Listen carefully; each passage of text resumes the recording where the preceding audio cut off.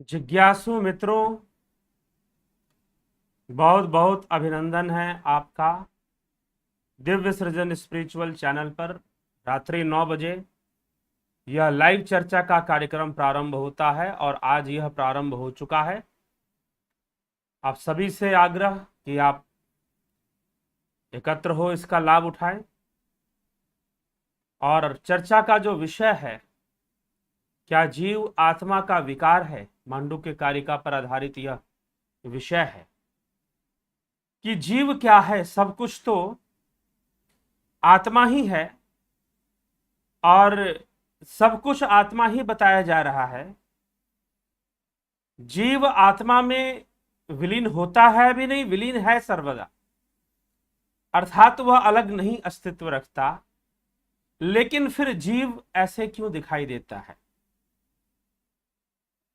अलग से क्यों दिखाई देता है? तो जीव का आत्मा से अलग दिखाई देना भी इंद्रिय विषय है। पहले बात तो यह समझना पड़ेगा। तो यह जो इंद्रिय विषय है, यह जीव और आत्मा का विषय है। तो जीव इंद्रिय माध्यम से जब दिखेगा तो सब कुछ उसे अलग अलग दिखाई देगा, लेकिन जब वह अंतर्दृष्टि से देखेगा, जब वह ज्ञान चक्षु आत्म चक्षु से देखेगा, तो उसे सब एक ही नजर आएगा। उस एक आत्मा की सत्ता ही दिखाई देगी और कुछ दूसरा दिखाई नहीं देगा। ठीक है? तो यह जीव और आत्मा, इस विषय को हमें समझना है। तो कैसे समझेंगे, मांडुक्य कारिका क्या कहती है वो भी समझेंगे, और भी कुछ बातें हैं जिनको जोड़कर हम इस विषय को भली भांति समझ जाएंगे। तो चलिए, प्रश्न क्यों बनता है? प्रश्न सर्वदा बनता रहेगा, प्रश्न कभी खत्म नहीं होने वाला। लेकिन क्यों खत्म नहीं होगा, उसका कारण जानना जरूरी। तो कल जो हमने देखा कि जीव आत्मा में विलीन होता है, उसके बारे में बताया गया। अद्वैत प्रकरण, मांडुक्य कारिका के अद्वैत प्रकरण के 5 श्लोकों पर हमने कल चर्चा की। ठीक है? तो आज हम छठे श्लोक पर हम चर्चा करते हैं, देखते हैं छठा श्लोक क्या कहता है इस विषय में।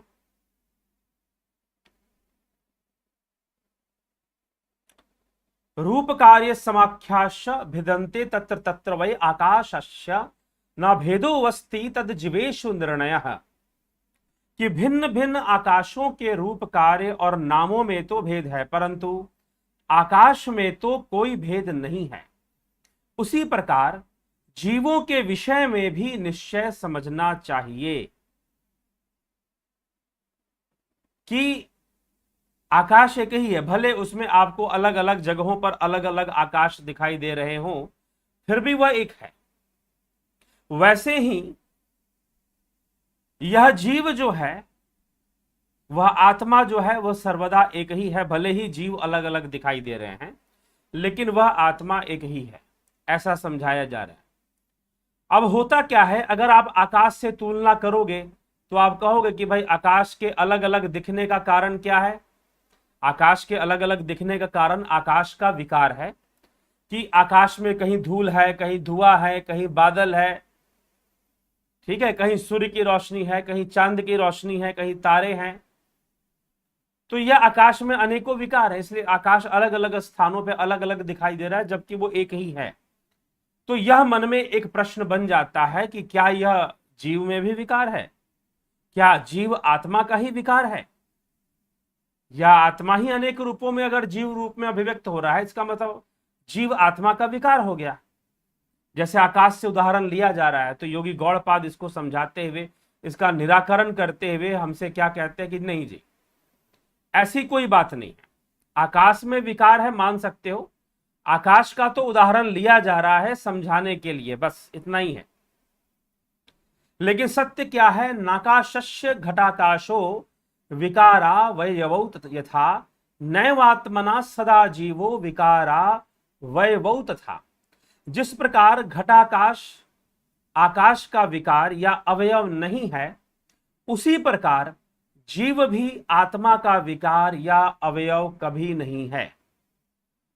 ठीक है, तो आकाश का विकार नहीं है। जिस प्रकार घटा आकाश विकार, यह अवयव आकाश का नहीं है। आकाश में धूल अगर है, बादल अगर है, तो बादल आकाश का अंग नहीं है, फिर धूल आकाश का अंग नहीं है। ठीक है, इसीलिए आकाश में विकार संभव नहीं माना जा रहा। जो विकार रूप में दिखाई दे रहा है वो तो आकाश है ही नहीं। तो यह यहां पर समझाया जा रहा है। अब आगे इस विषय को बढ़ाते हुए क्या कहा जा रहा है देख लें।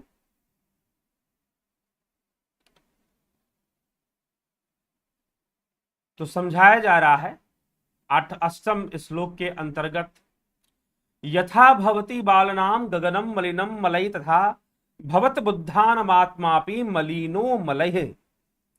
जिस प्रकार मूर्ख लोगों को मल के कारण आकाश मलिन जान पड़ता है, उसी प्रकार अविवेकी पुरुषों की दृष्टि में आत्मा भी मल से मलिन हो जाता है। ठीक, जिस प्रकार मूर्ख लोगों के मल के कारण आकाश मलिन जान पड़ रहा है, अर्थात आकाश में मल है नहीं, लेकिन धूल मिट्टी के कारण आपको मलिन दिख रहा है, लेकिन वो मलिन है नहीं। आकाश तो शुद्ध ही है, हमेशा हमेशा शुद्धावस्था में। वैसे ही अविवेकी जो अविवेकी पुरुष है, वह उसकी दृष्टि में आत्मा मल से मलिन नजर आता है, पर ऐसा है नहीं। अब आगे कहते हैं तर्क देते हुए, मरणे संभवे चैव गत्यागमनयोरपि स्थितौ सर्व शरीरेषु आकाशेना विलक्षण। यह आत्मा संपूर्ण शरीरों में मृत्यु जन्म लोकांतर में गमनागमन और स्थित रहने में भी आकाश से अविलक्षण है। व्यवहारों में रहते हुए भी यह आकाश के समान निर्विकार और विभु है। यह आत्मा संपूर्ण शरीरों में मृत्यु जन्म लोकांतर में गमनागमन और स्थित रहने में भी आकाश से अविलक्षण है। मतलब कि देखिए, कहने का तात्पर्य क्या है कि अर्थात इन सब व्यवहारों में रहते हुए भी आकाश के समान निर्विकार और विभु है, ऐसा कहने का तात्पर्य है। आकाश का तो एक उदाहरण लिया जा रहा है आत्मा को समझाने के लिए। उदाहरण लेना एक विवशता है, क्योंकि जिन लोगों को समझाया जा रहा है वह इंद्रिय अनुभूतियों में जीने वाले लोग हैं। ठीक, वह इंद्रियों अनुभूतियों में जीने वाले लोग हैं। आगे कहा जा रहा है, संघाता स्वप्नवत सर्वे आत्म माया विसर्जिता अधिक्ये सरसाम्ये वा नोपपतिर ही विद्यते।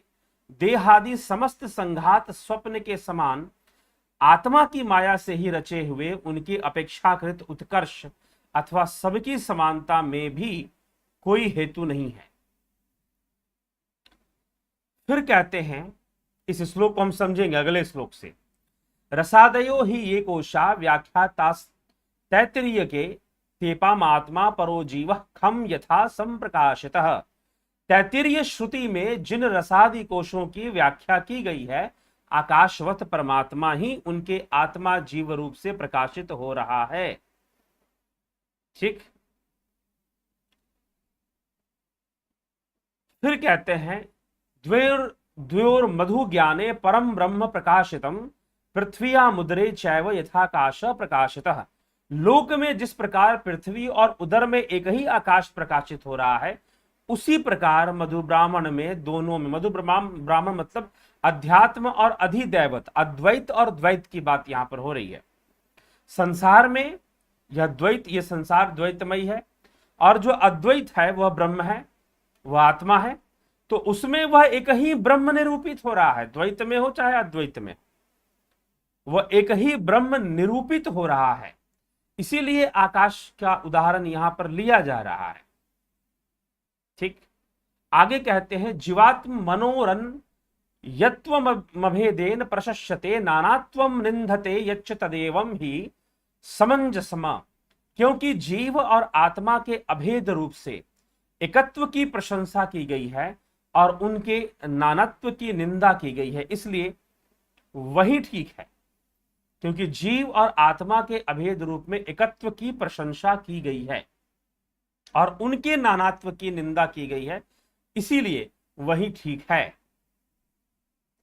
अभेदत्व की एकत्व की प्रशंसा है, जैसे कि आदि गुरु शंकराचार्य कहते हैं कि आत्मा का बोध हो जाना, ब्रह्म और आत्मा के एकत्व का बोध हो जाना, ब्रह्म आत्म एकत्व बोध, ऐसे उन्होंने विवेक चूड़ामणि में लिखा हुआ है। ठीक, आत्मकेर बोधेन बिना विमुक्तिर न सिद्धते ब्रह्म सतांतरे अपि। आत्मा के बोध के बिना विमुक्ति, जो मुक्ति है वह सिद्ध नहीं हो सकती जब तक तुम यह एकता का अनुभव ना कर लो। तो एक बात जोड़ देकर कहा जा रहा है कि जिस प्रकार आकाश हमेशा शुद्धावस्था में है, परंतु फिर भी आप जब देखते हो इन आंखों से तो आकाश में धूल है, मिट्टी है, वायु है, ये सारी चीजें दिखाई दे रही हैं। और फिर आकाश का रंग भी एक जैसा नहीं है, आकाश का रंग अलग अलग है। सत्य यह है कि आकाश का जो रंग दिखाई दे रहा है वो अलग अलग वस्तुओं के कारण दिखाई दे रहा है, वह आकाश के कारण नहीं दिखाई दे रहा है। आकाश का अपना कोई रंग नहीं होता है। इसीलिए इस विषय में यही विचार करना चाहिए कि यह आकाश सर्वदा शुद्ध है। जो वस्तुएं आकाश में दिखाई दे रही हैं वह वैसी नहीं है, लेकिन फिर भी दिखाई दे रही है, क्योंकि वह आकाश ही नहीं है। बादल आकाश नहीं है, धूल मिट्टी आकाश नहीं है। आकाश तो सर्वदा किसी रंग का नहीं है, वो तो कई कई कारणों से उसमें रंग दिखाई दे रहा है, वो कारण आकाश नहीं है। इसलिए आत्मा में भावना नहीं ली जाती है। ठीक है, लेकिन प्रश्न ये उठता है, क्या यही संबंध जीव और आत्मा का है? जी हां, लगभग लगभग। इसीलिए आत्मा में कोई विकार नहीं है। जीव भी आत्मा का विकार नहीं है, तो फिर जीव है क्या? वास्तव में जो जीव है उसका अस्तित्व कहां पर है? इंद्रिय जगत में है। बहुत सारी बातें अध्यात्म में देखिए, समझना, आप समझना बहुत कुछ चाहते हैं। समस्या कहां पर आती है कि आप समझना तो बहुत कुछ चाहते हैं, आप जीव का रहस्य जानना चाहते हैं, आप आत्मा का रहस्य जानना चाहते हैं, लेकिन एक दुर्भाग्य है। दुर्भाग्य क्या है कि आप सब कुछ तर्कों में जानना चाहते हैं। तो जब आप सब कुछ तर्कों में जानना चाहते हैं, ठीक है, तर्क प्रेरणा बनते हैं, तर्क होने भी चाहिए, परंतु आप तर्कों से आखिरी सत्य को नहीं जान पाएंगे। जो आखिरी सत्य है उसके लिए जो प्रेरणा है वो तर्कों से जरूर मिल जाएगी। हम भी यहाँ पर चैनल पर रोज यहाँ आते हैं तो तर्क साथ लेकर ही आते हैं। तो तर्क आपको निश्चय ही प्रेरणा दे सकते हैं, परंतु तर्क आपको शांति नहीं दे सकते, तर्क आपको सत्य का साक्षात्कार नहीं दे सकते। हां, सत्य की ओर ले जा सकते हैं, सत्य का मार्ग प्रशस्त कर सकते हैं। तो यह सारी अनुभूतियां, जीव क्या है और जीव आत्मा एक ही है। अभी किसी ने पूछा, क्या जीव और आत्मा एक ही चीज है क्या? इंद्रिय अनुभूतियों में कभी भी एक नहीं है। आत्मा अनुभूति में, अंतर्मुखी अनुभूति में, ध्यान अनुभूति में, समाधि अनुभव में, संयम अनुभव, और ध्यान ये नहीं कि आपने आंख मूंद कर बैठ ले या फिर कोई त्राटक क्रिया आपने शुरू कर दी। लोग ऐसे अंगूठा करके त्राटक करते हैं, तो ऐसे त्राटक क्रिया आपने शुरू कर दी तो वो ध्यान हो गया? जी नहीं, वो ध्यान नहीं है। ध्यान वह एक वृत्ति अवस्था है, एकीभाव अवस्था है। उस एकीभाव अवस्था में स्थित होने से ध्यान कहलाता है। आजकल लोग किसी को भी ध्यान कह देते हैं। कॉन्सेंट्रेशन एकाग्रता है, इसलिए एकाग्रता और ध्यान ये दो शब्दों का अलग अलग अर्थ है। जब आप कहते हैं कि कॉन्सेंट्रेशन डेवलप कीजिए, इट मीन्स एकाग्रता को विकसित करना, लेकिन ध्यान तो आनंदानुगत अवस्था है, उसमें तो आनंद की अनुभूति है, वह तो एकीभाव अवस्था है, वह तो लय की प्रक्रिया से जुड़ जाने का नाम ध्यान है। ठीक है, तो इसीलिए ध्यान जब होगा तब जाकर जो एकत्व बोध उत्पन्न होगा उससे बातें स्पष्ट होंगी। अभी तर्क में बस इतना ही कहा जा सकता है कि वहां जाकर यह अनुभव होगा। अभी तो इंद्रियों के कारण बहुत कुछ अलग अलग दिखाई दे रहा है। एक पाश्चात्य दार्शनिक हुए, जिन्होंने एक इस विषय में थोड़ा सा एक उदाहरण लिया, एक कहानी उन्होंने लिखी लोगों को समझाने के लिए। क्या कहानी उन्होंने लिखी कि मनुष्य का, यद्यपि वो पूर्व का ज्ञान लेकर ही गए थे, पूर्व का ज्ञान ही लेकर गए थे, जिससे कि उनको यह सब पता चल पाया कि लोगों को क्या समझाना है, वह पूर्व का ही दृष्टांत है। परंतु पश्चिम के एक दार्शनिक ने इस पर चर्चा की, तो उसने बताया, क्या बताया कि लोगों की स्थिति क्या है कि वह एक बंद गुफा में बैठे हुए हैं और उस बंद गुफा में उनका जो मुख है दीवार की ओर है, उस ओर है जहां पर गुफा के अंदर अंधकार है, लेकिन उनके पीठ के पीछे थोड़ी दूरी पर एक रोशनदान है जहां से सूर्य की रोशनी आती रहती है और एक मशाल भी वहां जलता रहता है। उस रोशनदान के बाहर रात्रि के समय उसकी रोशनी रात्रि में आती रहती है। अब होता क्या है कि जो भी चीजें, वस्तुएं उस रोशनदान के सामने आती हैं, उस गुफा की एक खुला सा द्वार जैसी जगह है, वो उनके पीठ पीछे है, लेकिन इनकी समस्या ये है कि इनको जंजीरों में बांध कर रखा गया है, यह पीछे मुड़कर देख नहीं सकते। इनकी समस्या है कि बस वो बाहर ही देखेंगे, अर्थात वह सामने देखेंगे, गर्दन को पीछे मोड़कर देख पाए ये उनके लिए संभव नहीं है, क्योंकि उनको बंधन में रखा गया है, उनको जंजीरों में बांध कर रखा गया है। अब वो सामने गुफा में के अंदर ही जैसे वो बैठे हैं, तो सामने में एक दीवार है। अब जो भी उस गुफा के उस बड़े से खुले से रोशनदान के सामने से जो गुजरता है, रात्रि के समय उस मशाल के सामने से गुजरता है, तो बहुत सारी आकृतियां बनती हैं उस गुफा के दीवार पर। गुफा के दीवार पर बहुत सारी आकृतियां बनती हैं।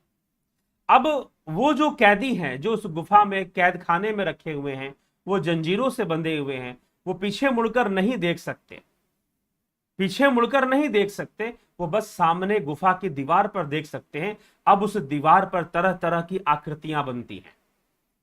कभी कभी बहुत ही सुंदर आकृति बन जाती है, कभी कभी उन्हें सुंदर सी स्त्री दिखाई देती है, कभी सुंदर पशु पक्षी दिखाई देते हैं।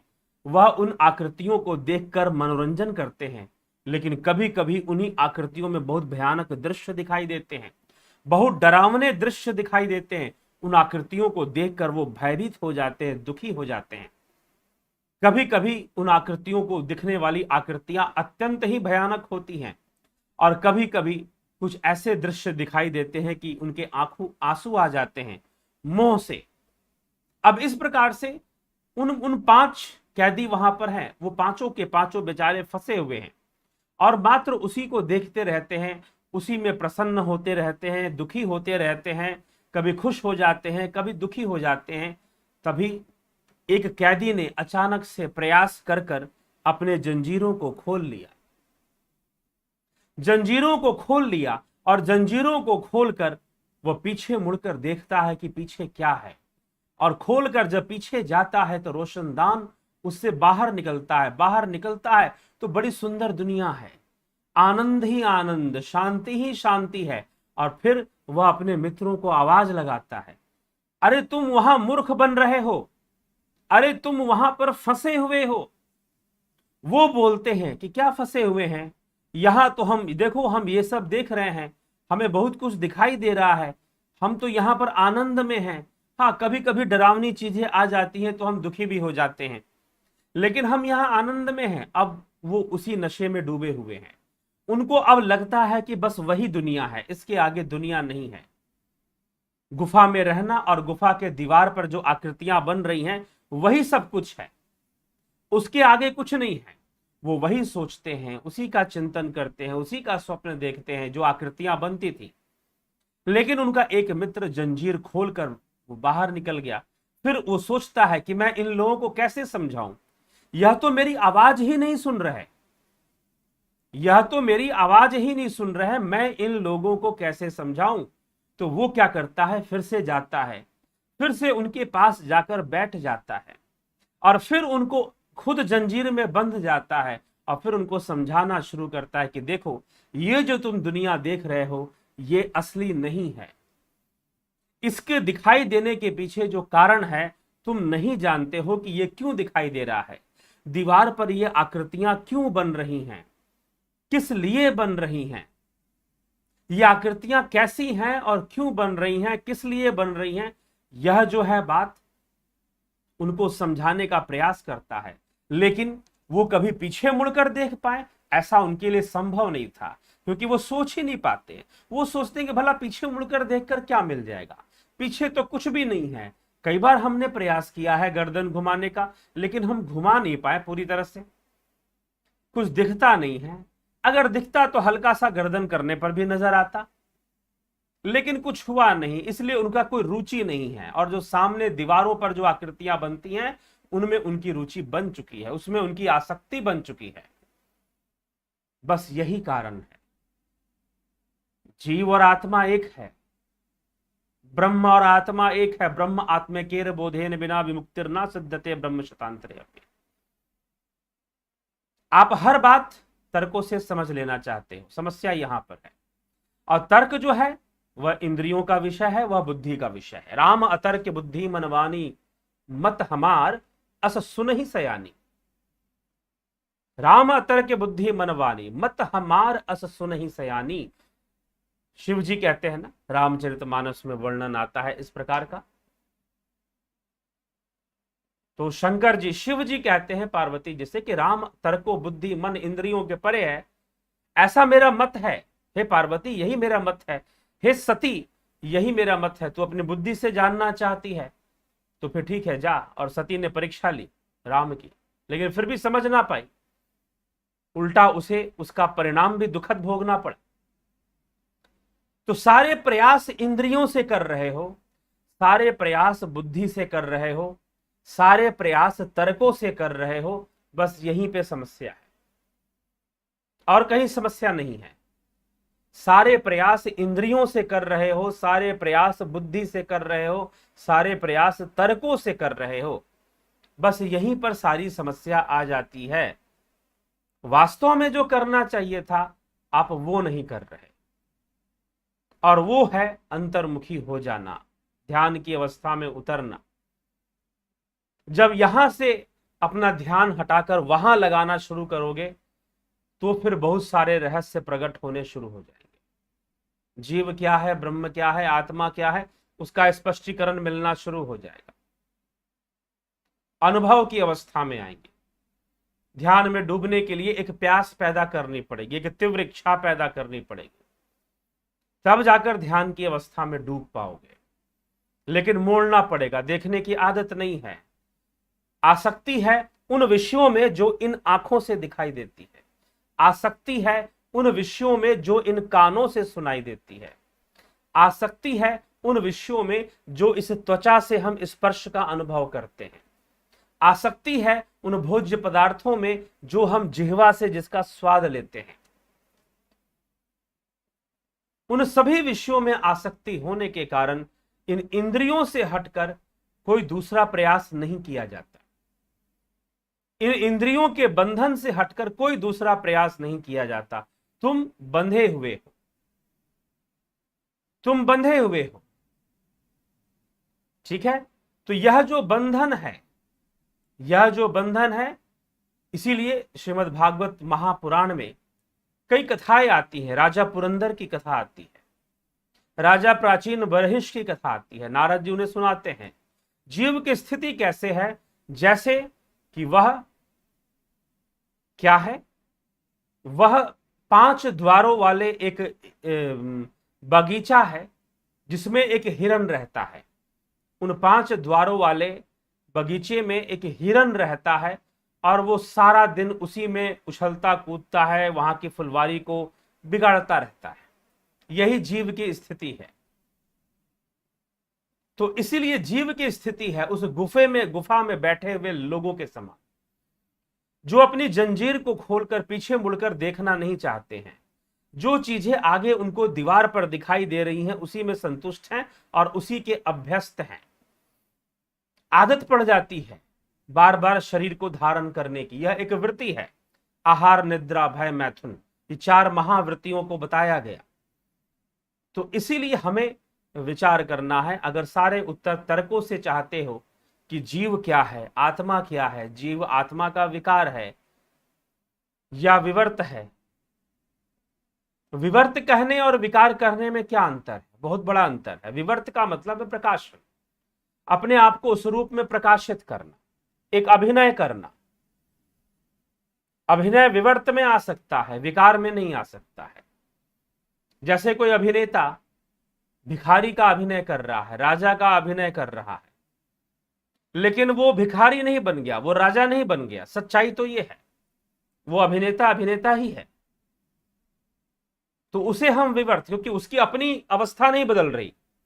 हाँ, अगर वो भिखारी बन जाता तो हम कहते कि उसमें विकार आ गया, वो कुछ और बन जाता, राजा बन जाता, तो भी हम कहते कि विकार आ गया। लेकिन वो अभिनेता का अभिनेता है, वह तो बस कभी राजा का अभिनय कर रहा है, कभी उसका अभिनय कर रहा है, इसलिए विवर्त। यह जीव मात्र विवर्त की अवस्था में है, ना कि, इसलिए जीव और आत्मा एक है, लेकिन इन इंद्रियों से नजर नहीं आएंगे कि एक है कि नहीं है। तर्कों से मात्र समझ में नहीं आ जाएंगे कि एक है कि नहीं है। ठीक है, तो जिज्ञासुओं, यह विषय हम थोड़ा सा विचार करें, और विचार करेंगे तो यह विषय अच्छे से समझ पाएंगे, और उस क्रिया की ओर, उस विधि की ओर, उस प्रोसेस से जुड़ने का प्रयास करें जो आपको अंतर्मुखी करता है, जो आपको अंतर्मुखी ध्यान की ओर ले जाता है, जो आपसे अंतर्मुखी साधना करवाता है। उस प्रोसेस को जानने का आप प्रयास करें, उस प्रोसेस से, उस प्रक्रिया से आप जुड़ने का प्रयास करें, और उसको प्राप्त कर कर अपने जीवन की का विकास करें, बेहतर बनाएं अपने जीवन को जीवन के सत्य के साथ जीना सीखें, और पहले से अधिक बेहतर और आनंद में जीना सीखें। यही अध्यात्म का उद्देश्य है। तो वास्तव में आध्यात्मिकता क्या है? जो ध्यान तुम्हारा बाहर, किसी, मैंने कहीं पर सुना है किसी फकीर के बारे में, कोई वेदांत में विश्वास करने वाले कोई फकीर हुए, बुल्ले शाह, उनकी वाणियों में कृष्ण की महिमा भी मिलती है, कई जगहों पर ऐसा कहते हैं। तो वो कहा करते थे कि अगर तुम जानना चाहते हो, आत्मा को जानना चाहते हो, रब को जानना चाहते हो, तो इधर से उखाड़ो, जैसे खेत की प्याज इधर से उखाड़ कर उधर लगा देते हैं, वैसे इधर से उखड़ो उधर लग जाओ। ठीक है, तो जो तुम्हारा ध्यान बाहर में भटका हुआ है, तुम सारी बातें इंद्रियों और तर्कों से ही जानना चाहते हो, इसलिए तो भ्रम है।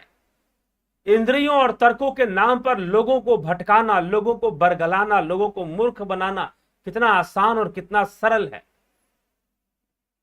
जरा आप सोचिए।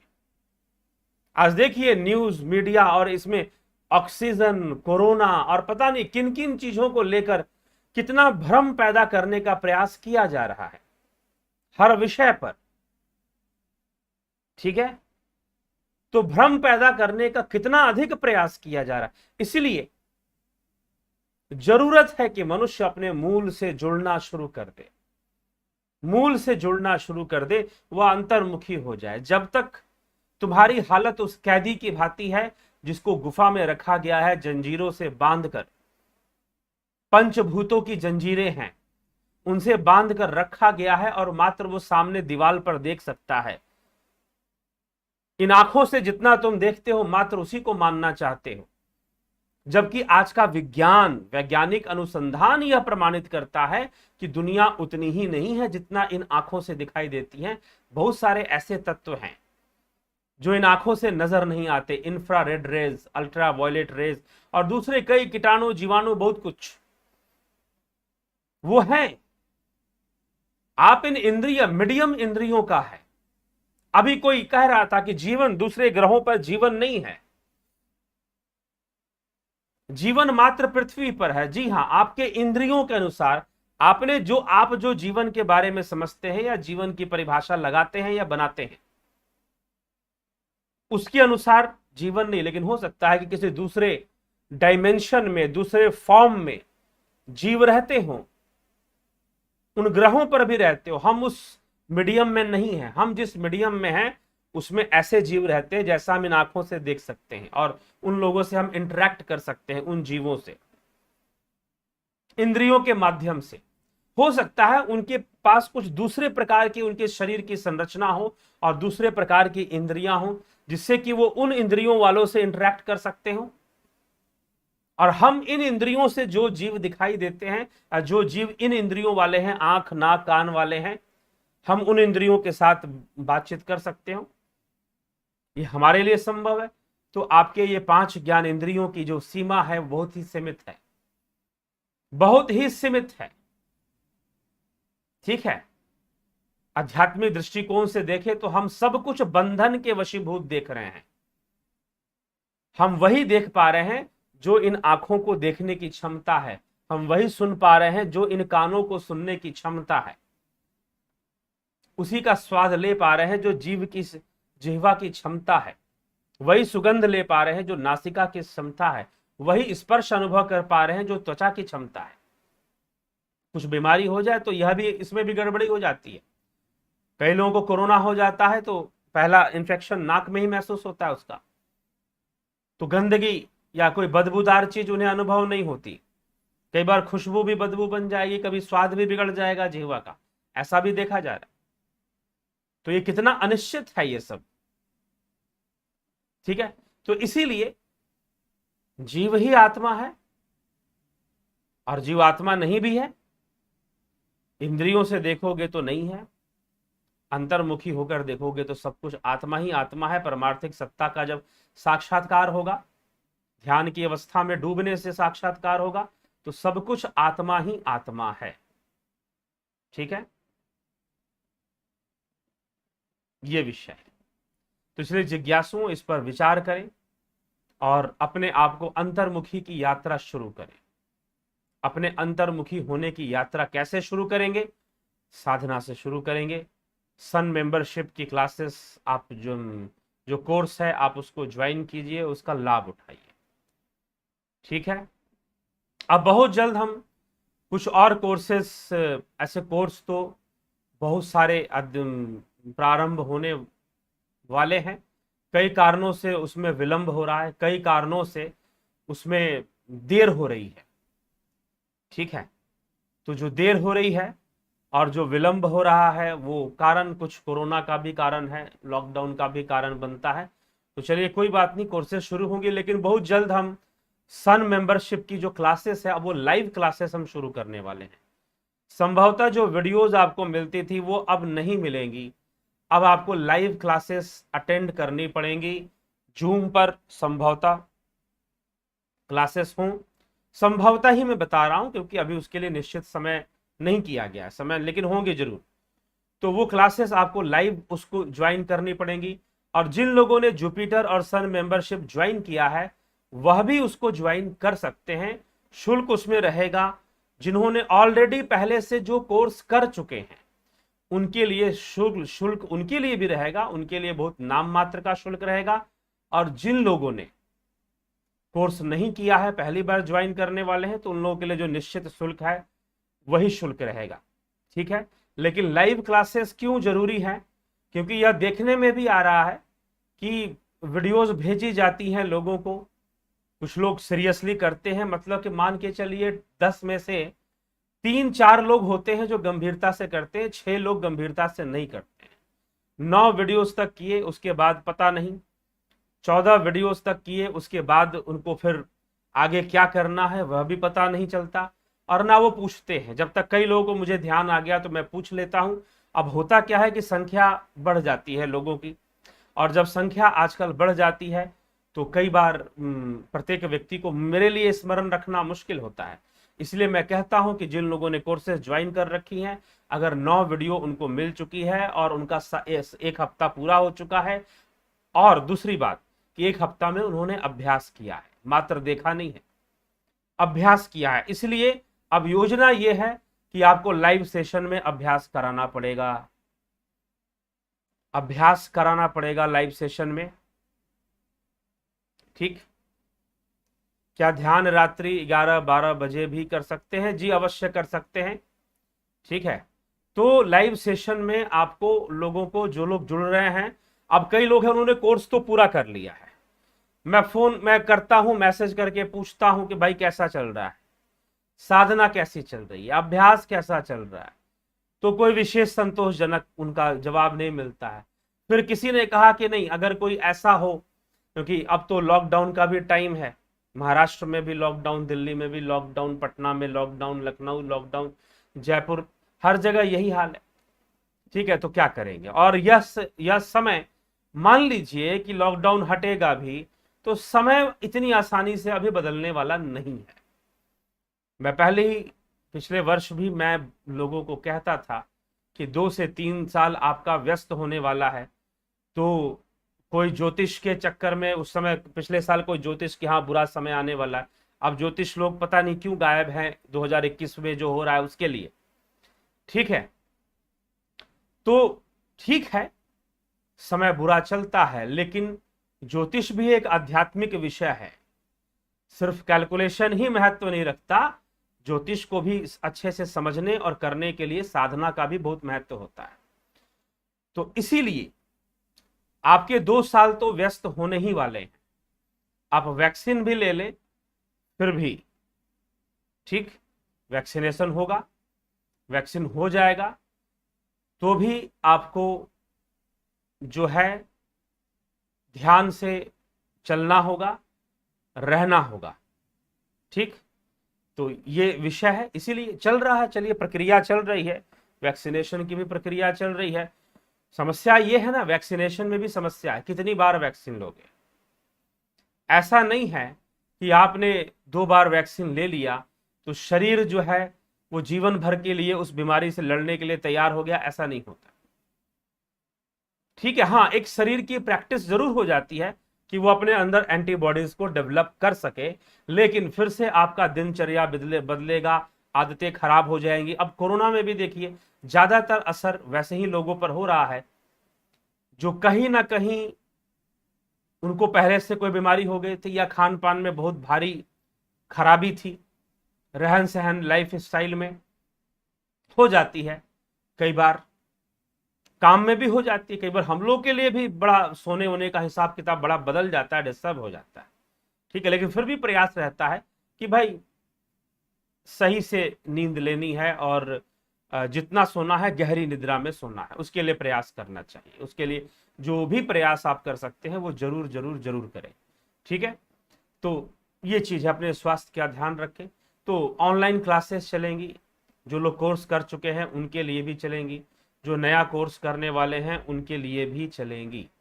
तो आपको बताया जाएगा कि ताकि लोग प्रैक्टिस में रखें, जिन्होंने पूरा कर लिया है कोर्स वो प्रैक्टिस में रहें, साधना के प्रैक्टिस में रहें, अभ्यास में रहें। ठीक है, तो यह विषय है। तो चलिए, तो हम अभी आपके कमेंट्स देख लेते हैं।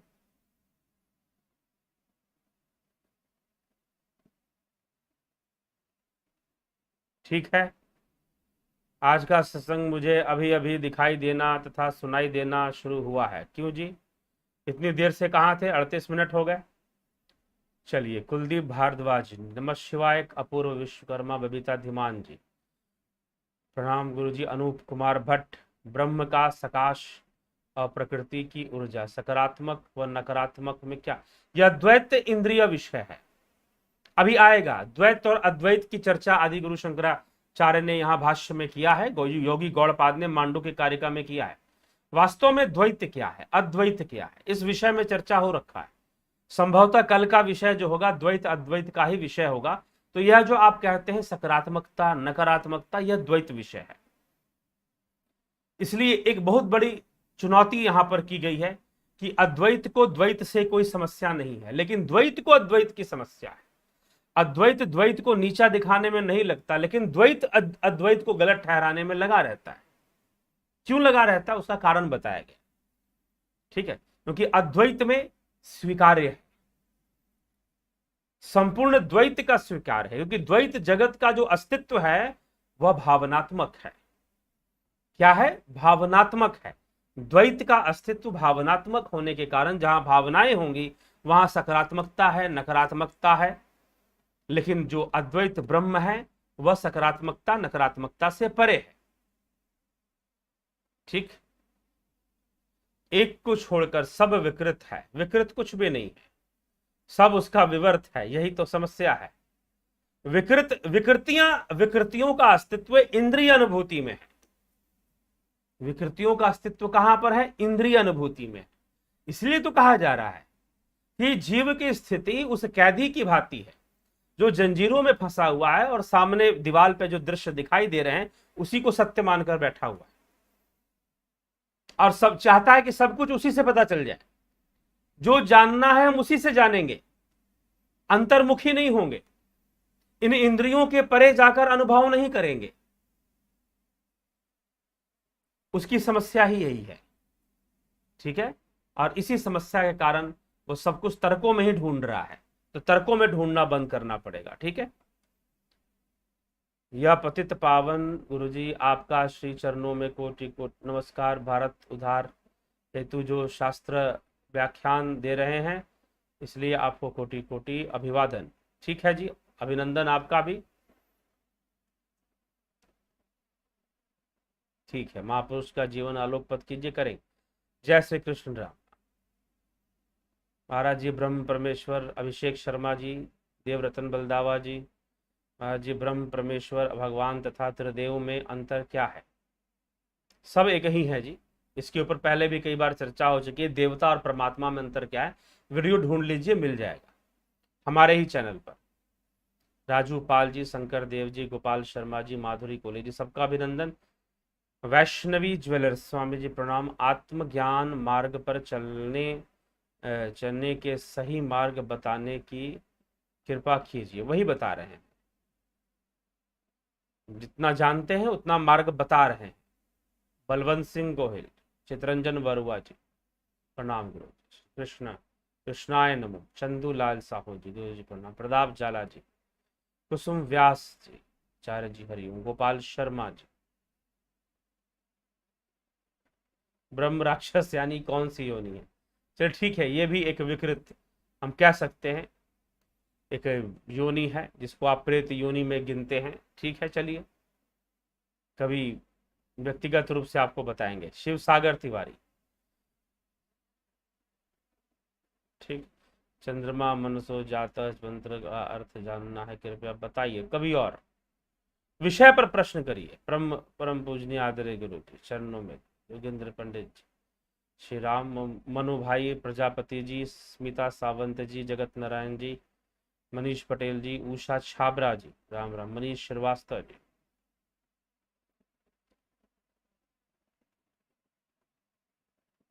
गुरु जी जीव का निर्माण शरीर के भीतर होता है या बाहर? क्या जीव शरीर के पहले बन जाता है? जी हाँ, बाहर ही है। आत्मा Kanam, Vaijnath Kushwaha, Chitranjan Barua. Guru ji please explain Dvaita and Advaita with simple examples. आते हैं, बताएंगे। दादा खचर, जय गुरु महाराज, जय सोमनाथ महादेव। प्रताप रणप्रीत सिंह, तो जीव क्या है? संग हो गया क्लियर, जीव क्या है, चर्चा हुई। द्वैत भाव में ही जीव है, अद्वैत भाव में जीव नामक कोई चीज नहीं है, सब आत्मा है। लेकिन अद्वैत भाव, अद्वैत के लिए, अद्वैत तो वैसे भावातीत अवस्था है, लेकिन भावनाओं से भी उसकी समझ बने, उसकी अनुभूति बने, तो उसके लिए भी अंतर्मुखी होना बहुत जरूरी है। 3 सनातन चीज है, जीव, माया, ब्रह्म।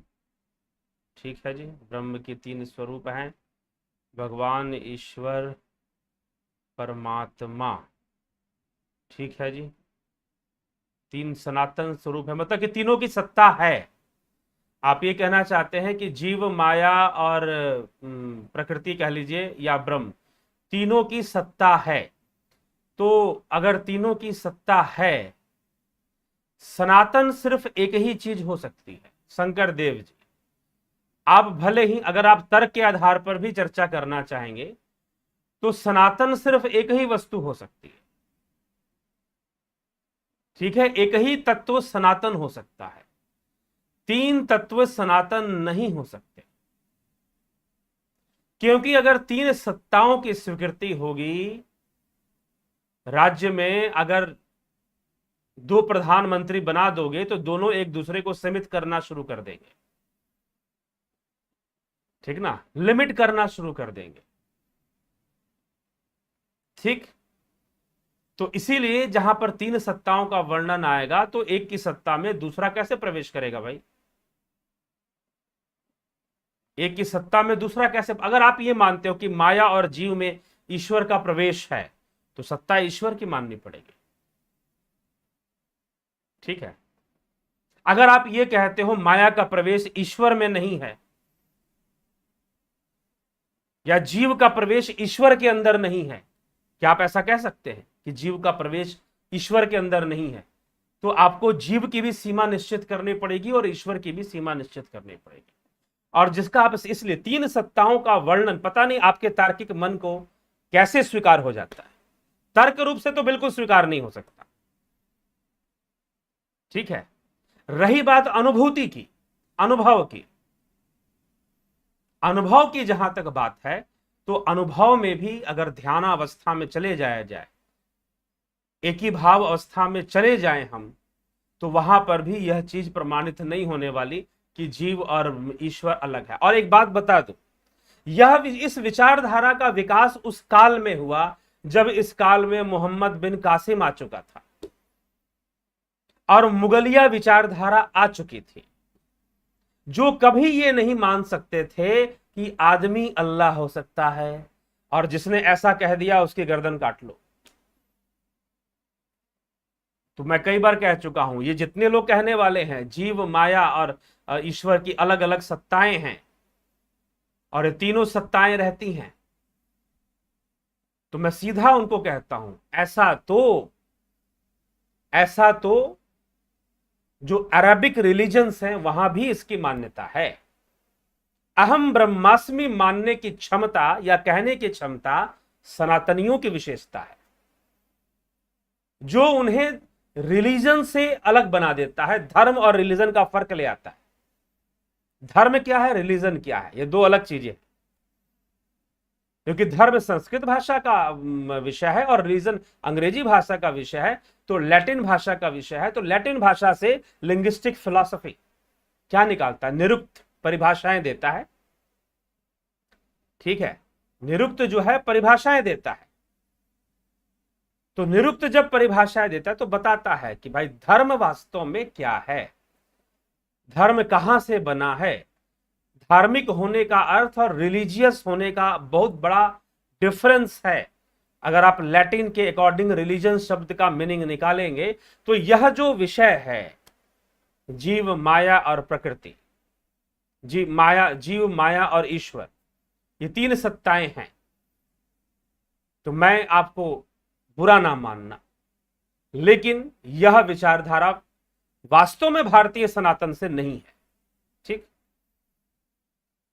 तो यह विषय है, इसका यम है। हाँ, योग में जाएंगे, सांख्य में जाएंगे, पुरुष प्रकृति की सत्ता मात्र सृष्टि को बताने के लिए की गई है, सृष्टि को बताने के लिए की गई है।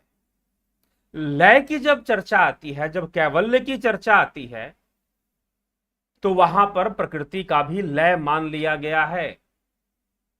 जब संपूर्ण लय हो जाएगा, कैवल्य हो जाएगा, चित्त का लय हो जाएगा, तो कोई अन्य सत्ता वहां पर नहीं रहने वाली। ये योग शास्त्र ने इसको स्वीकार कर लिया है। अंत में मात्र एक ही चेतन की सत्ता रहेगी, प्रकृति नहीं रहेगी फिर, ठीक है। योग शास्त्र में पढ़े तो योग शास्त्र भी उसी पॉइंट पर पहुंच जाता है जहां पर एकत्व है, ब्रह्म एकत्व बोधेन, तो उस पर चला जाता है विषय। तो इसलिए जो अलग अलग सत्ताएं हैं या अलग अलग तीन वस्तुएं सनातन हैं, तो यह सनातन का ही अपमान हो जाता है जब हम उसको तीन तीन चीजों को सनातन बना देते हैं। अगर कोई वस्तु सनातन है या तो सनातन नहीं है, जहां पर लिमिटेशंस आ जाएंगी, सीमाएं बद्ध हो जाएंगी। इसीलिए ठाकुर रामकृष्ण परमहंस, उन्होंने ये कहा कि ये तो अपने तर्क से सोचते हो कि ये निराकार, ये साकार, ये ऐसा, वो वैसा, परंतु जो तुम नहीं सोच सकते, ईश्वर तो वो भी है। जो तुम नहीं सोच सकते, जो तुम्हारी भावना में नहीं आ सकता, जो तुम्हारी भावना में नहीं आ सकता, ईश्वर तो वह भी है। ठीक है। जब तक तुम अपनी संपूर्ण भावनाओं को खत्म नहीं कर दोगे, भावातीत नहीं हो जाओगे, बियॉन्ड लॉजिक्स नहीं हो जाओगे, तब तक तुम ईश्वर मैं हो ही नहीं पाओगे। ठीक। तो मांडुक्य कारिका में स्पष्ट पहले ही मान लिया गया है कि जीव विलीन है आत्मा के अंदर। ठीक है, ये स्वीकार कर लिया गया। तो कारिका के अनुसार तो यह बात गलत है कि जीव माया की ये तीन सत्ता है, यह कारिका के अनुसार निश्चय ही गलत है। ठीक है। तो वो तीन देखिए, तर्क के अनुसार भी थोड़ा सोच लीजिए कि आप कैसे सोच रहे हैं कि तीन तीन सत्ताएं हैं और तीनों सनातन हैं।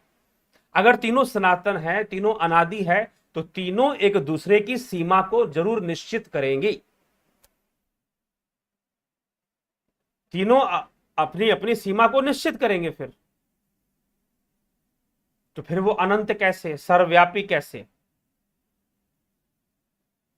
ठीक। तो यह भी है। तो जीव तो जब तक कर्म है तब तक जीव है, अन्यथा फिर जीव नहीं है। जब तक कर्म संस्कार है, जब तक इंद्रिय जगत है आपके सामने और इंद्रिय जगत की आसक्ति है, तभी तक जीव है। और जब तक इंद्रियां हैं, इंद्रियों का संपूर्ण निरोध हो जाने पर, वृत्तियों का संपूर्ण निरोध हो जाने पर, इंद्रिय जनित जितनी भी वृत्तियां हैं उन सबका निरोध हो जाने पर फिर कोई जीव नहीं है, फिर सिर्फ आत्मा ही आत्मा है। तो यह हमें विचार करना चाहिए, सोचना चाहिए। सुनते आए हैं परमात्मा एक ही है, इंद्रियों में आप अनेक मानेंगे। इसीलिए फर्क है इंद्रिय अनुभूति और अंतर अनुभूति, योग अनुभूति। योगज, न्याय दर्शन में उसे योगज कहा गया, उन अनुभूतियों को जो योगज हैं। ठीक है। तो योगज कहा गया उन अनुभूतियों को। तो ये विषय है, यहां पर मान लेना चाहिए। तो देखिए, एक विषय क्या है, थोड़े से आप अपने विषय को समझें, इस विषय को, कि मनुष्य समाज का सबसे बड़ा अंधकार यह है कि जब वह किसी ऐसे सत्ता को स्वीकृति देता है जो उसे किसी किताब के माध्यम से आदेश देती है, किताब के माध्यम से या किसी विशेष व्यक्ति के माध्यम से आदेश देती है, जहां पर आम आदमी नहीं पहुंच सकता। ठीक है। तो कहीं ना कहीं बंधन है। फिर कुछ ऐसी भी योनियां हैं जो मनुष्य योनियों से बड़ी है, बेहतर है। यह मानने के लिए आपको स्वीकार होना करना पड़ेगा। वहां बंधन आएगा, वहां यूरोप का अंधकार युग शुरू होगा ही होगा। वहां यूरोप का जो अंधकार युग शुरू हुआ, इसी मान्यता से शुरू हुआ कि हम बहुत साधारण लोग हैं और सामने बैठा हुआ जो पादरी है वह सीधा ईश्वर से, फादर से जुड़ा हुआ है, और हम कभी वो पादरी नहीं बन सकते, हम कभी वो ईश्वर नहीं बन सकते, हम उससे बहुत दूर हैं, हम उसकी निगरानी में, हम वो बन नहीं सकते कभी भी। तो यह जो विचारधारा है कि जीव माया ब्रह्म सनातन अलग अलग है, यही विचारधारा। इसलिए मैं सीधा कहता हूं अरेबिक थॉट है ये जहां पर आप कहते हैं तीन सत्ता है, this is a 100% Arabic thought, Arabic religious thought. और ये उसी काल में उन संतों ने पैदा किया जब यहां पर मुगलिया शासन आ चुका था। वो इस बात को बर्दाश्त नहीं कर सकते थे कि कोई अहम ब्रह्मास्मि बोले, अनल हक बोले, वो उसको मरवा दिया करते थे। ठीक है। लेकिन जो शास्त्र हैं वो कहीं ना कहीं इशारा करते हैं कि तुम वही हो, लेकिन इंद्रिय वशीभूत होने के कारण तुम वही हो ये तुम जानते नहीं हो। समस्या यहां पर इंद्रियों की दुनिया में रहने के कारण तुम अपना मूल स्वरूप भूल चुके हो। ज्योत स्वरूप है, अपना मूल पहचान। मन तो ज्योत स्वरूप है, ठीक है। तो कहीं ना कहीं तुम भूल चुके हो कि तुम क्या हो, वास्तव में तुम क्या हो, तुम्हारा वास्तविक रूप क्या है। इसीलिए तदद्रष्टु स्वरूपे अवस्था नाम, स्वरूप की उपलब्धि की बात कही जा रही है, आत्म उपलब्धि की बात कही जा रही है, निज रूप को जानने की बात कही जा रही है, कबीर वाणी में भी कही जा रही है,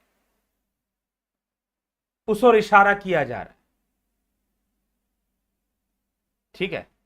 लेकिन अगर कोई ऐसा, अगर हम मान ले कि भाई हम तो ईश्वर से अलग हैं, हम जीव, हम ईश्वर से अलग हैं, हम उससे डिफरेंट है, हम जीव हैं, वो हम पर शासन कर रहा है किसी सातवें आसमान पर बैठकर, तो फिर जो है, फिर एक दूसरी मान्यता यहां पर आ जाएगी और एक अलग टाइप की विचारधारा शुरू हो जाएगी, जो शायद योग की विचारधारा को खंडित करना चाहती है। जब तर्क नहीं देती है तो चिल्लाना और चीखना शुरू कर देती है। मैंने ऐसे ऐसे धर्म प्रचारक, ऐसे ऐसे संस्थाओं के लोगों को देखा, जब उनके पास तर्क नहीं होता तो वो ऊंची आवाज से बोलकर ही अपना तर्क मनवाना चाहते हैं, तो वह भी समस्या आ जाती, ठीक है। इसीलिए बस आत्मा को जानो, वही श्रेष्ठ है, वही परमात्मा रूप में सामने आता है और सर्वव्यापी रूप में कोई अलग चीज नहीं है, वही परमात्मा है। और उस अद्वैत की ही व्याख्या यहां पर हो रही है। और अद्वैत, एक बात, बहुत सुंदर बात, हम कल चर्चा में ले आएंगे इसको, अद्वैत और द्वैत का विषय। योगी गौड़पाद लिखते हैं कि द्वैत से अद्वैत को समस्या नहीं है, लेकिन द्वैत को अद्वैत से समस्या जरूर है, क्योंकि द्वैत में इंद्रिय अनुभूतियां हैं, द्वैत में बुद्धि है, द्वैत में तर्क है। अद्वैत में स्वीकार्य है कि भाई वो तो द्वैत की अवस्था में, वो तो ऐसा बोलेगा ही बोलेगा, ठीक है। तो किस तरह से योगी गौड़पाद ने इस विषय पर चर्चा की है वो आगे बताते हैं, ठीक। तो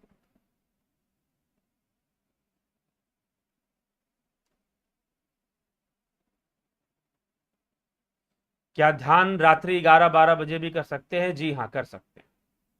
क्या जीव माया और ब्रह्म का मिश्रण या एकीकृत स्वरूप है?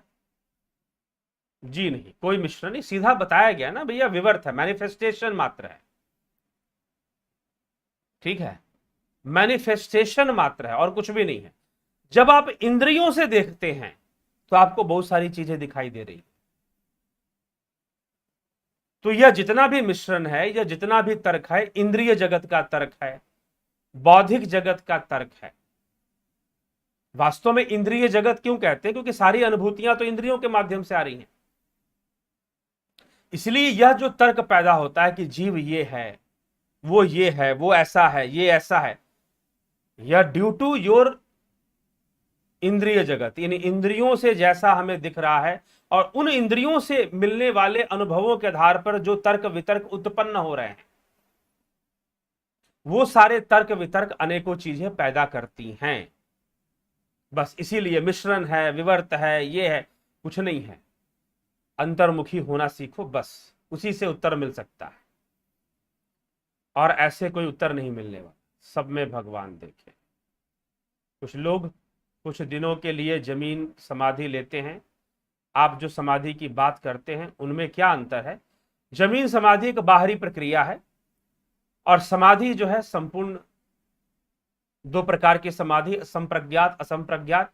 पहले संप्रज्ञात समाधि होगी, फिर असंप्रज्ञात होगा। तो पूर्ण समाधि जो है वो निर्बीज समाधि है। निर्बीज हो जाना, कर्म संस्कारों के बीज जो चित्त में है वो नष्ट हो जाएंगे, ठीक है, जो चित्त में है वो नष्ट हो जाए।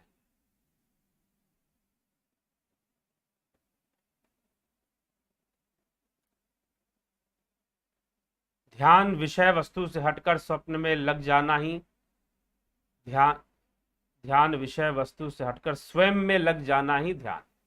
जी हाँ, इस घटना के संबंध बताने का, घटना के संबंध बताने का कृपा करें। कौन सी घटना के बारे में जानना चाहते हैं? ठीक है, यह तो अनुभव का विषय है, तो वो घटना भी बताई नहीं जा सकती, घटना बताने से प्रकट नहीं हो जाएगी। तो प्रेरणा है, कई घटनाएं मैं बता चुका हूं। शांति और स्थिरता की स्थिति बने रहना, क्या एक ही भाव में बने रहना है? लगभग लगभग कह सकते हैं। अगर हमेशा स्थिति बनाकर रखने में आपको सफलता मिल जाए बिना जबरदस्ती के, जबरदस्ती वाली शांति नहीं कि अंदर से तूफान मचा हुआ है और बाहर से हम शांति का अभिनय कर रहे हैं, वो वाली शांति नहीं। शांति और स्थिरता की स्थिति बने रहना, क्या एक ही भाव? हाँ, अगर है वैसा हमेशा बना रहे तो अच्छी बात है। और एक कई तरह के प्रभावों से बनता है, साधना के प्रभाव से भी बनता है, और एक नाद के प्रभाव से जब वो चीज आती है, एक ऐसी अवस्था है कि जिसमें हम अपने शरीर के निचले हिस्सों का अनुभव खो देते हैं और उसका एक प्रभाव हमारे जीवन पर, उस साधना, डेली साधना का एक प्रभाव हमारे जीवन पर पड़ता है। तो शांति की स्थिति बने रहना यह बहुत अच्छी बात है, यह बहुत अच्छा अनुभव भी है, इसको निश्चय ही बना रहना चाहिए। अलख निरंजन, वास्तव में जो इंद्रियों का विषय नहीं है वही अलख निरंजन है। ठीक है, अलख निरंजन का अर्थ यही होता है कि जो इंद्रियों का विषय नहीं है, जो निरंजन है और इंद्रियों का विषय नहीं है। ठीक है, तो यह कृपया करके इसको समझें। तो चलिए इसी के साथ विराम देंगे और जो समय बीता वो हो गया। कल फिर एक चर्चा लेकर आएंगे। आज 11 PM का जो लाइव है वो आज नहीं आ पाएगा। सावरकर की मोपला पर चर्चा चल रही थी, कुछ वीडियोज उसमें हैं, आप जरूर उसको देखें, सुने, समझें, सामाजिक परिवेश के लिए है। और आगे कुछ वीडियोज उससे संबंधित अभी और आएंगी, कुछ विषय स्पष्टीकरण और आएंगे। पूरा उपन्यास की कहानी तो नहीं, लेकिन जो विषय हैं महत्वपूर्ण वो जरूर है। कुछ विषय बाकी हैं तो वो अवश्य आने वाले हैं, तो वो आगे आएंगे। तो बहुत बहुत आभार आप सभी का इस चैनल से जुड़ने बनने के लिए। इस चैनल का कंटेंट आपको अच्छा लगता है तो निश्चय ही आप इसे आगे भी प्रमोट करें, शेयर करें, ठीक, सब्सक्राइब भी करें। बहुत आभार।